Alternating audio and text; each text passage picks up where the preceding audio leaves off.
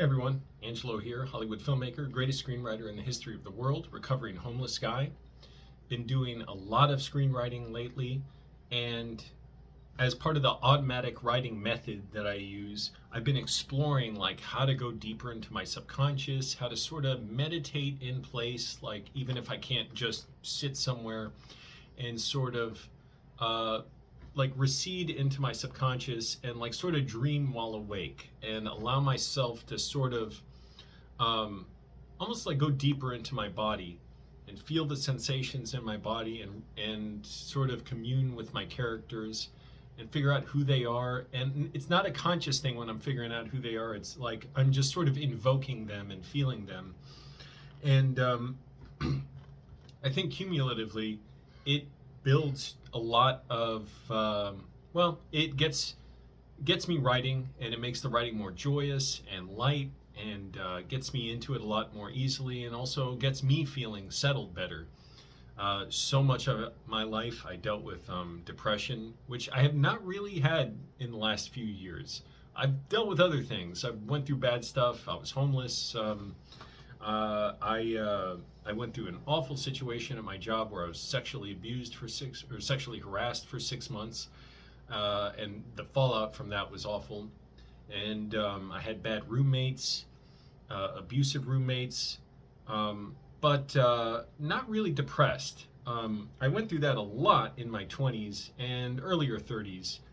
Major, just so, oh my God, just like almost ludicrous, laughable amounts of depression, where just everything got to me, everything bothered me, and I was lost. I didn't know what I was doing. I sort of knew, basic values I had, and when I discovered I wanted to be a writer, which was kind of later on, I was like 32 or 33 when I realized I wanted to be a writer. That opened up a new dream for me and a new way of I don't know what to call it, but it let me realize something that I didn't realize was always bothering me, which was, yeah, I want to be a director. I love working with actors. I love, collaborating and seeing what actors bring to a scene, all that stuff. But I realized, like, just directing, something bothered me about it. It was angsty for me, and I realized I can't respect myself unless I know what the screenwriter does. And by know, I mean like really understand it and do it myself. And I want to. And being able to respect myself as a director isn't like something I like consciously want to like be a writer to do. It's just something that emerges from it. I've been sort of like trying to just ask questions of myself or the universe and sort of feel the characters. So when I sit to write, it's not such a jarring transition from my day-to-day life where it can be like, oh, okay, I was having fun, I'm watching YouTube videos. That's basically what I do for fun. I mean, I do other stuff, but and then like I have to write and it's like, oh, it's so serious and heavy for me. I kind of let myself explore different things, even just lying down and taking a nap. If I'm tired and I need to nap, I'll do that instead of writing right now.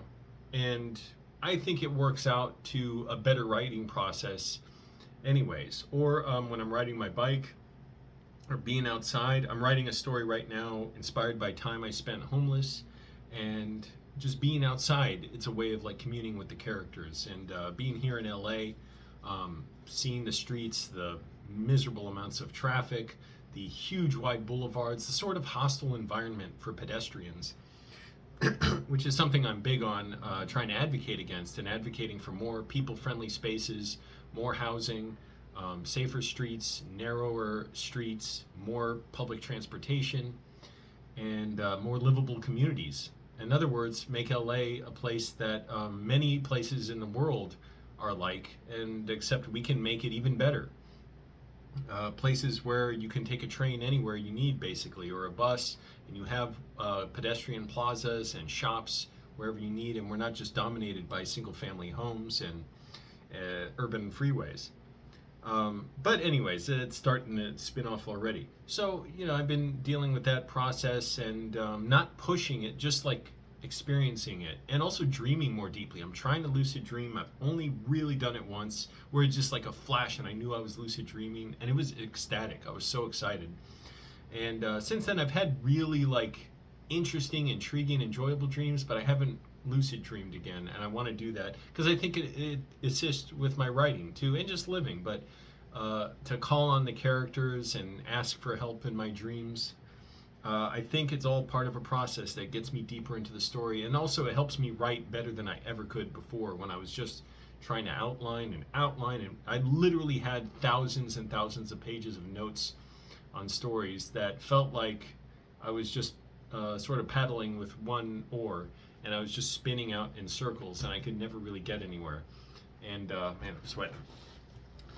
Been rollerblading, and also it helps me with like my rollerblading now. I'm being embodied to where I finally today, after like over a year of trying to, really 2 years of trying to learn T stops and T breaks.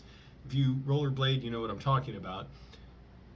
To do it where I could comfortably do it. Now, I was in a level surface at a skate rink, so it's different when you're, going down hills and you're maneuvering. But that was amazing. I'm getting much better at skating backwards. I'm better at jumping and then jumping. This was the first time I ever did jumping 180s and then skated backwards. I'm still like new at it, but I'm like, this helps me learn it so much quicker. Also, it helped to have instructors because learning it on your own, like there's so many ways to do it wrong, and there are really only maybe 1 or 2 ways to do these things right. And it helps to have someone looking at you and seeing what your body's doing, because you're trying to think of a bunch of things and don't fall. I did fall once today. I haven't fallen in a while, and it was the most gentle fall I've ever had. That was amazing. I just came down because I was already so low and I knew what I was doing, and I literally just like, it was just like me like lowering myself to the ground, and my instructor was so happy for me. He's like, nice, I like that. Like you just kind of tapped the ground. And I was skating back. I think I jumped and tried to skate backwards. But anyways, so that's been great.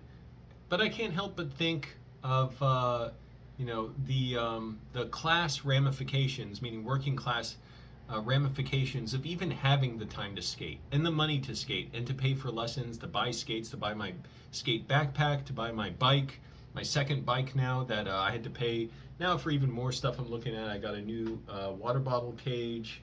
I got a stem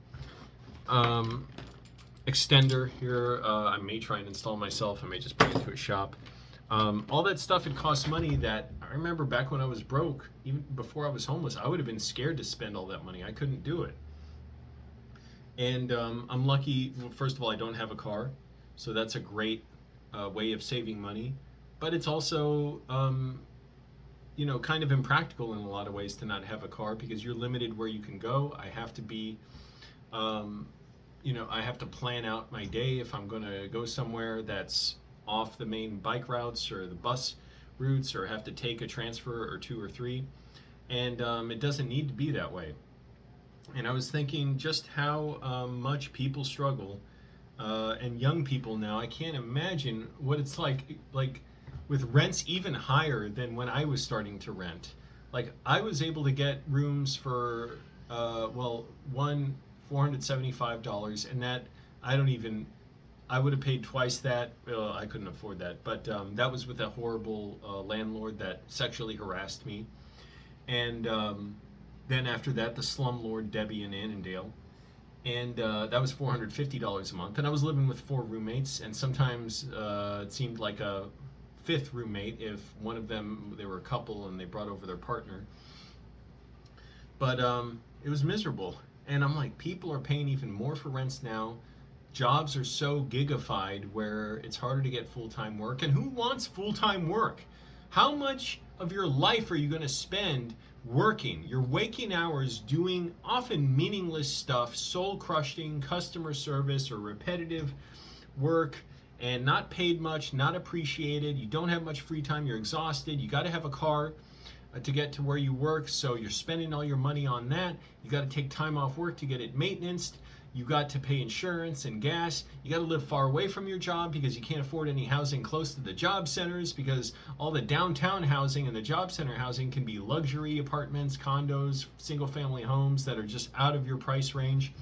So you have to commute long distances, spend more on gas, any part of that fragile set of relationships falls apart, and you're one step, or basically you're right at the step of being homeless, which I experienced for 2.5 years. And we've convinced ourselves that this is just how things should be. And I understand that mindset where people are like, they feel it's like an intrusion on the truth for me to say, we could just have free homes. We could just have free food.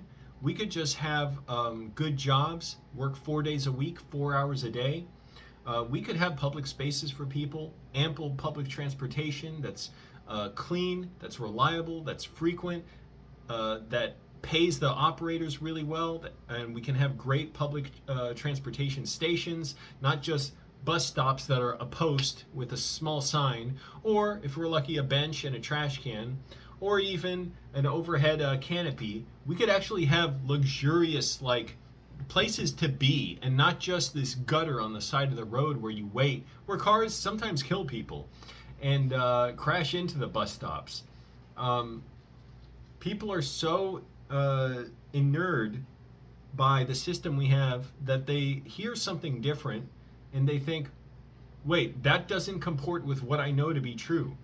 So are they going to make an argument? Are they going to say like, well, here's how why this is necessary? No, what I see is people just repeating what I already know that we see every day, which is, no, you don't understand.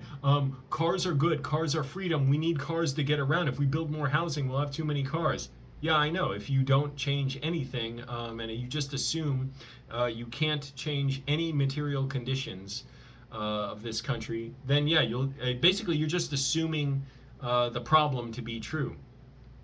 The fact that we have demolished so much of LA in particular to build urban freeways that cut through the city, massive lanes. Look at the 405 or the 10, that's the Santa Monica Freeway, cutting through neighborhoods, overpasses cutting through neighborhoods that separate them in half. Cutting through downtown LA, you can ride the E-Line train and see the massive freeway infrastructure, including an overpass that's just incomplete. Billions and billions of dollars wasted to get a few cars through, and it jams up very easily because cars take up too much space to be able to move efficiently.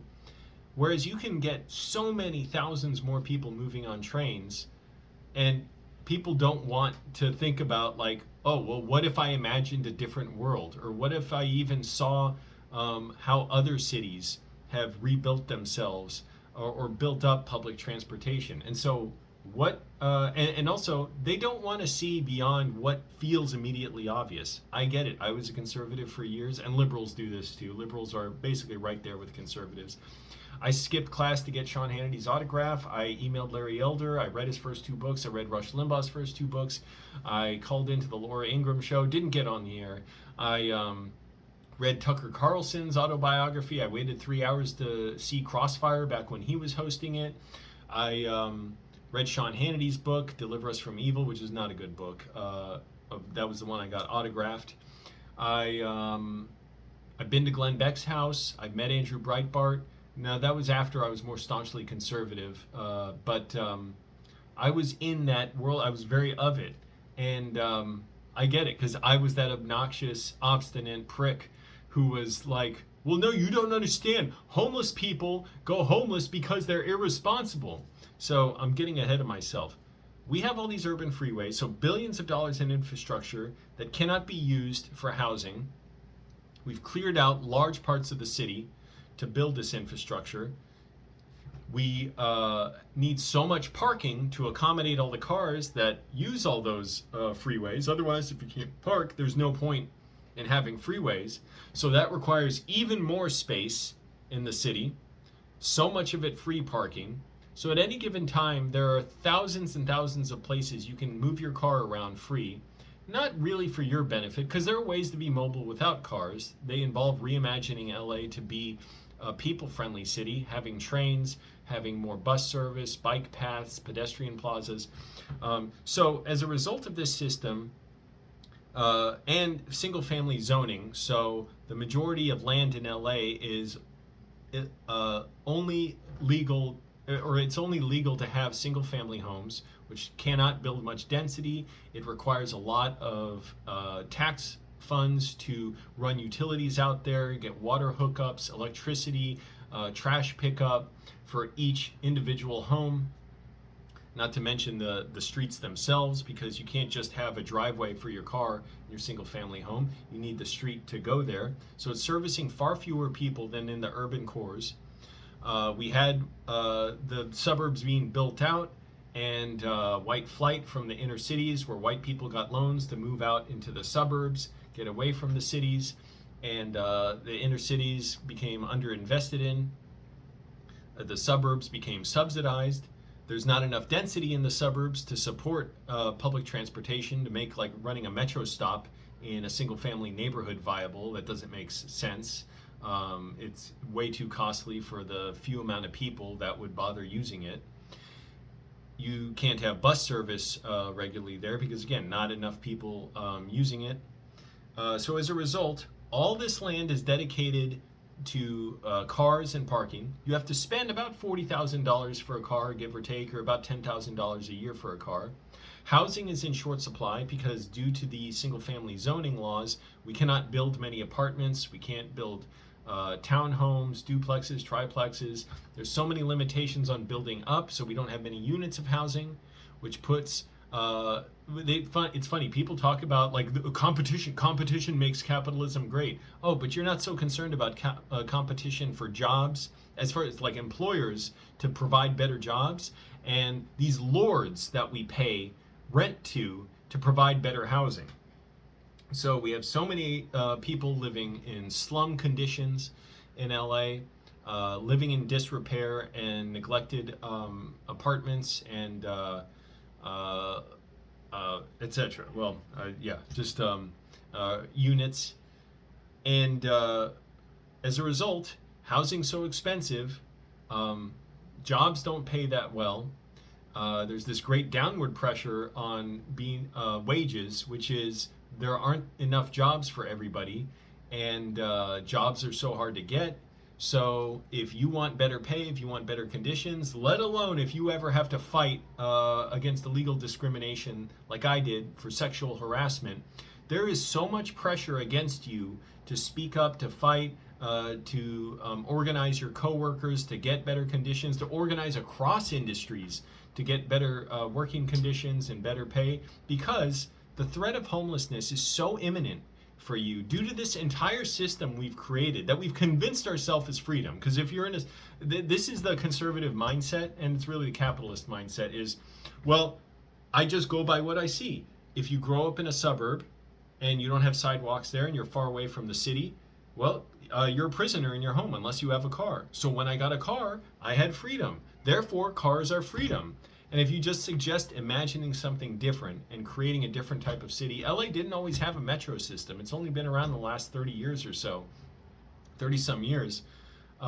They think, wait, that doesn't match up to what I see. So I'm just going to repeat to you the things I experience and like just what you already know.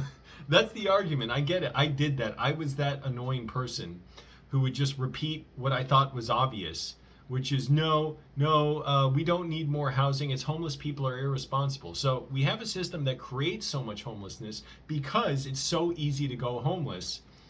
And it doesn't, the fact that people go homeless into personal circumstances doesn't address the fact that if we just had guaranteed housing, they wouldn't go homeless. Elon Musk has lost billions of dollars. He's made billions. He's done lots of drugs, allegedly. I mean, he's admitted to doing some drugs. And he hasn't gone homeless. Why? He has a safety net, his own incredible wealth, and the government contracts that we all pay for that keep him rich.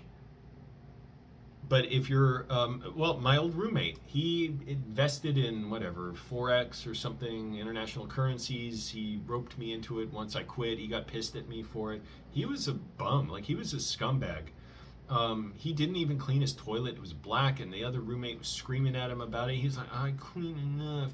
He was doing a bunch of cocaine and drinking a lot. He was just, I guess, wealthy off his investments. And he was like sloppy. I'm not against drug use, but like the party didn't stop for him. He was doing a bunch of drugs, and I remember one time he came home just wasted at like 5 in the morning, and just sat in front of me while. And this is after he got pissed at me. Shortly after he got pissed at me for quitting his whatever. Like I'd be investing under him, and he'd make money off me. I realized quickly after a day I didn't have any interest in that, and he's showed me this video of him running from police at the Hollywood sign with his friend, and he was filming it himself, bragging about it. He didn't go homeless. Presumably, he moved to some luxury apartment after my roommate threatened to kill him because he didn't clean the toilet, and who knows what else. She had major problems. But there are ways of not going homeless just because you have a problem. And that's the problem, though, is we're so accustomed. We've created this like neural pathway that creates this immediate response that says, well, homeless people go homeless when they're irresponsible. And why do we say that? Well, we kind of get the gist. We see that that happens, but we don't say, well, why on a deeper level does that happen? Why is it no matter how bad you are with cars, you can always get free parking? You may not have a license, but I mean, as far as like, no matter how many people cars kill, the fact that 40,000 people a year in America die of car crashes, which I know the conservative, they're like, stop, I don't care. The bad drivers. I saw a bicyclist cut across the lane once. They were being dangerous while biking, so it doesn't matter that 40,000 people died, or that over 300 people a year die in LA from car crashes. It's the #1 killer of kids in LA. It just doesn't matter. Like, so the people who care, and by the way, you should be careful, you conservatives who say that, because you might end up like me, which is if you start engaging in this stuff, it might start rubbing off on you that you don't know what you're talking about, and that you actually might care if you're wrong because it bothers you when you're confronted with things that don't quite make sense to you. There are people who will never go homeless despite doing any number of things that are irresponsible or bad. Drugs, committing violence, murder, extortion. They're called prisoners. So we have free housing. We have a ton of free housing. We only are willing to do it in America if it's a torture dungeon, where you receive medical neglect, violence, extortion from corrections officers. You're subject to sexual violence and terrible nutrition. And it's extremely profitable. For the prison corporations, they are billion-dollar corporations. The prisoners are great to have as an exploitable permanent underclass of slave labor that cleans up the side of highways, that battles forest fires here in LA, that build many home goods and consumer goods, dirt cheap for companies. It's great for them. Like this is, and even when they get out of prison or jail, there are like now terms of probation with ankle monitoring and home monitoring that are very profitable for companies to enforce on people, and it makes probation extremely onerous and difficult to comply to.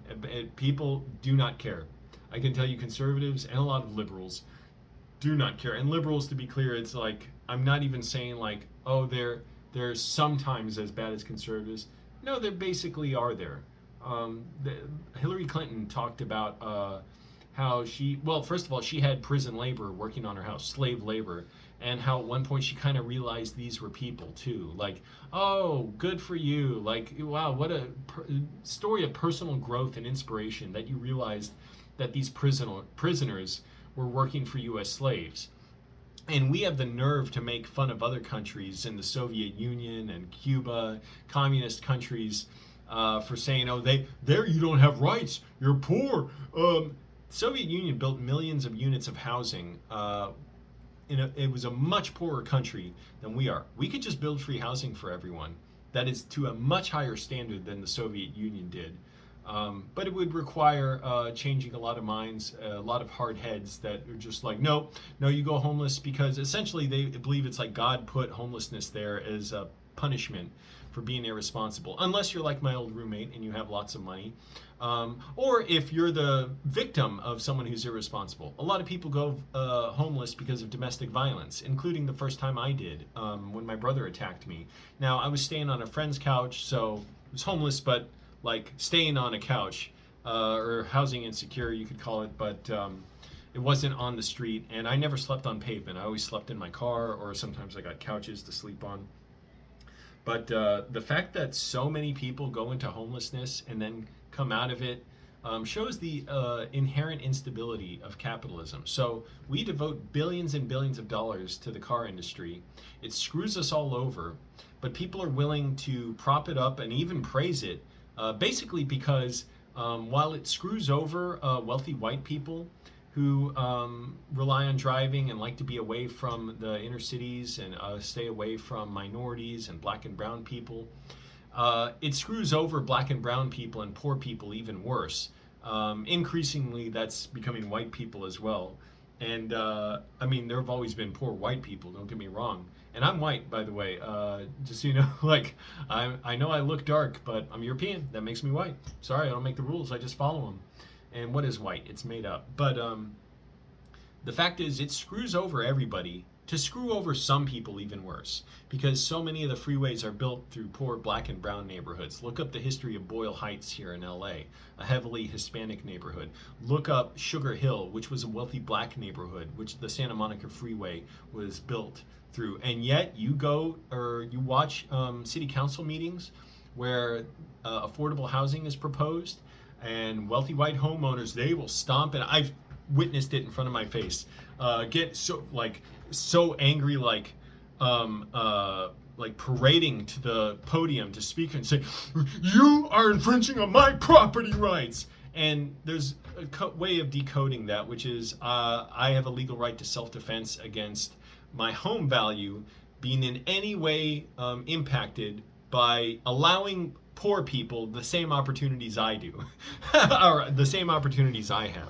It's a screwed up, rigged system. It works exactly how it's supposed to. It's supposed to make you poor and keep you desperate and fighting your other workers, hating your other workers because they're black or brown or gay or trans. And speaking of trans people, a large amount of homeless youth are LGBTQ.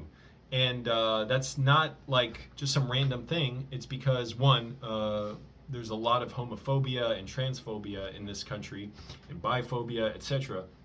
But two, a lot of parents don't support their kids when they start exhibiting signs of either being gay or being trans, or if they come out as LGBTQ, or they'll kick them out. They'll literally just make them homeless. And what happens when you have homeless youth? You have predators who are willing to exploit them. So know that if you support, if we just had free housing, we could make the material conditions such that it would be much harder for predators to gain access to people to try and exploit them. And I had predators, including a viewer on YouTube, who I thought was being a friend and brought me to his apartment. Actually, it turned out he lured me to his apartment. And he was a creep, and he's sexually harassing a friend of mine to this day. He was preying on me. And we could just alleviate this situation if we had free housing. And you already know how angry that makes conservatives and liberals to hear. And believe me, liberals hate it. They're conservatives with a smile. They're like, yeah, we're against free housing. We're for free housing, but you got to fill out 20 pages of forms and wait 5 to 10 years, and you'll be on the edge of town, and you'll have a bus that comes maybe once every hour, and we just care. That's why we did it. Don't thank us. What was I saying? So you have so many homeless youth that are exploitable, that people lure or offer promises of money or drugs to, and we could just solve this by housing people. I mean, it's not going to permanently solve, all crime, all abuse, but it will significantly make an impact on the lives of people who stand to benefit from it. And that's what makes conservatives so angry. They're like, no, I don't want to give public tax dollars to help poor people. I want to give public tax dollars to help the rich people who run Tesla, Toyota, Ford, Chevrolet, oil companies, insurance companies. They got to have free subsidies, because that means you spend money on them, and that's good for the economy. There you go. There could be hundreds of thousands of homeless people, And there have been, and there may be at any given time. Our homeless counts are wildly inaccurate. Um, and that's fine. That's fine with them because they're like, well, wait a minute, but this isn't what I know to be true, so therefore it doesn't matter. I encourage people to study, to learn, and to talk to each other, and to gain solidarity with each other, with workers across all industries, and to question, why do you have to live with 3, 5, 7, 8 strangers just to make rent? Why do you have to live so far from your job? Why is your job pay so little? A big problem I believe we have is we don't value public sector workers enough. We pay bus drivers in LA about half what police officers are paid. And metro operators are paid more because you got to be a bus operator first to become a metro operator. So you get, over the years, you get pay increases. But that shows our priorities. So we're screwing over poor black and brown people, and I mean anyone who's poor, by having relatively infrequent bus and metro service that can't serve dense enough areas to alleviate traffic because we make it illegal to build up near transit centers. Support SB 79. That's a bill going through the California state legislature that could change that, make it legal to build 4 to 7-story buildings within a half mile of public transit hubs.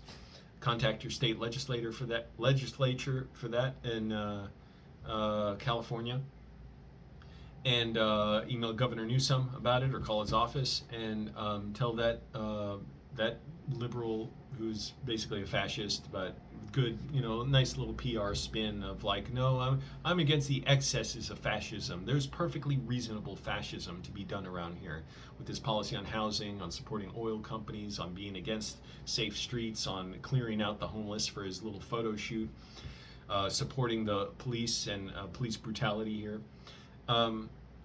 We could just have these things by paying public sector workers well, hiring more, and it would mean paying them what they deserve.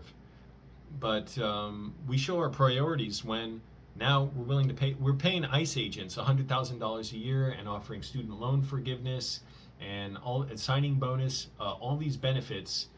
That shows our priorities. We value violence and cruelty. We don't value mobility, prosperity, and freedom for people. I mean, freedom's been like a word that's been co-opted a lot to mean like, screw you, I got mine. But the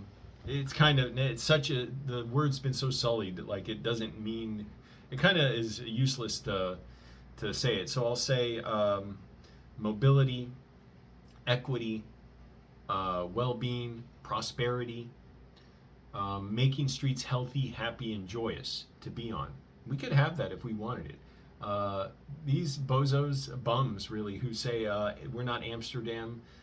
If anyone's confused about where to locate any given city in America on a map, and you mistakenly point to Amsterdam, then that's a valid critique of that. Otherwise, the suggestion that, well, they're just like God made them that way, is totally bogus. They had to fight hard to get bike infrastructure there after so many kids were killed due to car crashes. And we've had people fighting over the decades here to make sure pedestrians have safe amenities, and we have walkable cities and places for cyclists to bike. But the car industry is very powerful here, and the oil industry, and the capitalist brainwashing is. I recommend people start learning. Look up, first, if you just look up Not Just Bikes, that's an easy way to start, and then YouTube can start suggesting all the other urbanist channels from there. Flurf Design is a good one. I've just watched a video from FLURF Design. He's in Canada. City Beautiful, Urban. There's so many channels with urban in them now. I can't even remember. I can't remember the names. LEJ is just the letters LEJ in LA. And also read about workers' rights and workers' movements and how we got the 8-hour workday, and how that was not the end goal, that the people who fought for better rights and were killed by the police.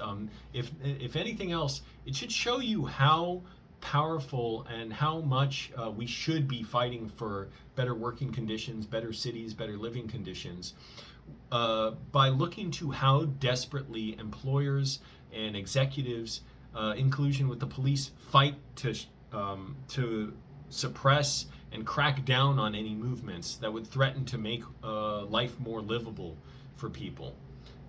Look at how modest Zoran Mamdani's plans are for New York. He wants free childcare care, free buses.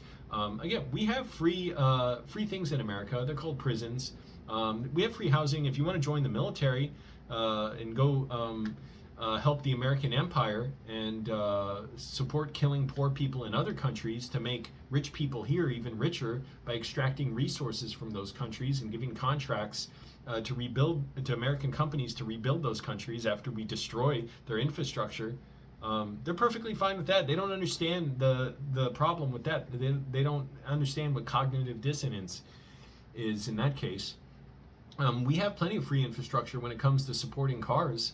You can park your car all over LA and find free parking virtually anywhere, at least compared to finding housing. Then, you can get free housing in jail or prison. That's basically it.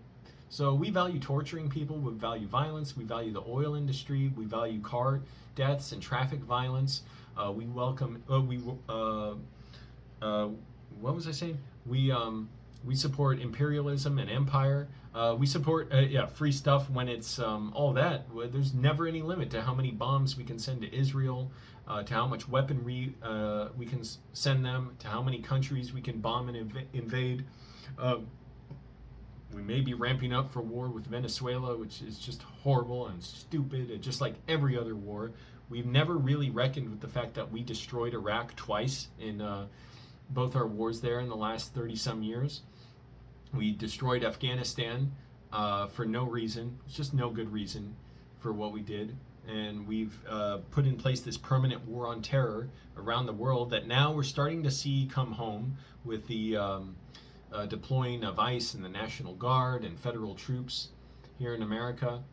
And you and I are not going to get rich from it unless you happen to be a weapons contractor or defense contractor, one of those few.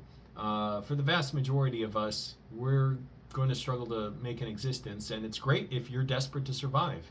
If you have to pay for a car and live far from work and pay a lot in rent and live with people you can't stand and work a place where you're underappreciated or you're being illegally discriminated against or sexually harassed, because then the second you speak up for your rights, well, first of all, let's back up. You know damn well how dangerous it is to speak up for your rights, to demand more from your coworkers, because everybody's scared to speak up. And if you do, it's so easy to replace you with someone who's even more desperate than you for a job and who will accept lower wages. So while it's technically illegal to retaliate against workers for reporting discrimination and for engaging in legally protected activities like trying to organize for unions, and union organizing, it's so inadequate. We shouldn't just have trade unions. We should have a worldwide workers union. Workers across the world realize rich people in our countries are screwing over the poor people in our countries and other countries in order to make those same rich people rich, or even more rich. You already have the knowledge that you could very well go homeless and be starving and die on the street if you upset this established relationship between employee and employer, between tenant and these lords that we pay. I don't even want to call them a landlord, these lords of the land. And there's someone who's desperate to replace you at any given moment. And we have plenty of uses for people who have no contribution they can make to keeping rich people rich. It's called prison. It's so easy to imprison people in this country. So we need to not forget the prisoners who are hidden and are being put in deplorable conditions, along with the people who are suffering around the world due to our empire and our imperial wars. And we need to have solidarity with them. And in order for us to have any moral standing to claim that we should have better conditions as well, we have to look out for each other as well. Think about it. We're fighting wars. We fought Iraq for oil. That's it. And what's the benefit of that? Keep car companies going, keep them rich, keep them killing poor people on our streets, and keep us all thinking, well, we fought for freedom, and it's fine that people are killed in car crashes, when we could just get people taking trains, taking buses, with frequent public transportation. Look at how Tokyo does it. I mean, that's a marvel of a city, how they do it, along with high-speed rail.